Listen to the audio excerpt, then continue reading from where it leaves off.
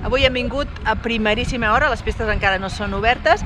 Pugem amb el Joan, que és un dels pisters de l'estació de Masella, i així li demanem quines feines fan els pisters a primera hora abans que s'obri l'estació. Joan, quina és la vostra tasca? La nostra primera tasca és balitzar i marcar tots els perills que hi pot haver a la pista, ficar tota la pancarteria que és mòbil i que traiem perquè les màquines passin. Molt bé.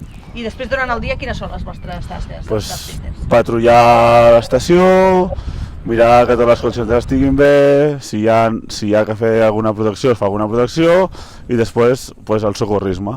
Quan hi ha molta gent, estar pendent dels accidents i sempre prevenir que no hi hagi accidents.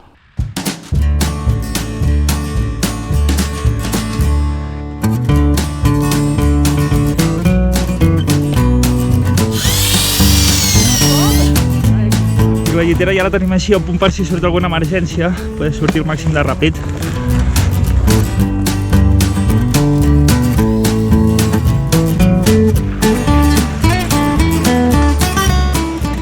Les feines que fan els pisters són d'aquelles que de vegades no es veuen, però sense les quals una estació d'esquí no podria funcionar. Són els primers que passen per la pista als matins, que senyalitzen i comproven que tot estigui bé. I després de la feina de tot el dia són també els encarregats de tancar la pista i comprovar que no hi queda ningú a última hora de la tarda. Tinc control? Digue'm. Sector de la Torre obert, amb Neopol sota fons dur. Joan, bon dia. Són les 9 en punt del matí, ja hem obert el sector de la Tosa i, de fet, la temperatura és freda i volem saber si continuarà així durant el dia i durant el cap de setmana. Eloi, com ho tenim, això? Hola, Anna. Doncs mira, aquest cap de setmana encara podríem baixar una mica més les temperatures. I és que s'espera el pas d'un front per divendres, que no serà gaire actiu, però sí que farà que tinguem més núvols i una baixada de les temperatures que notarem, sobretot aquí a muntanya, i es notarà especialment durant el dia. Això farà que durant el cap de setmana no passem dels 4 o 5 graus a la zona del Pla, i a les cotes més altes podem arribar entre 0 i 2 graus sota 0. Amb aquestes temperatures la neu no transforma i per tant es mantindrà de bona qualitat tot el dia.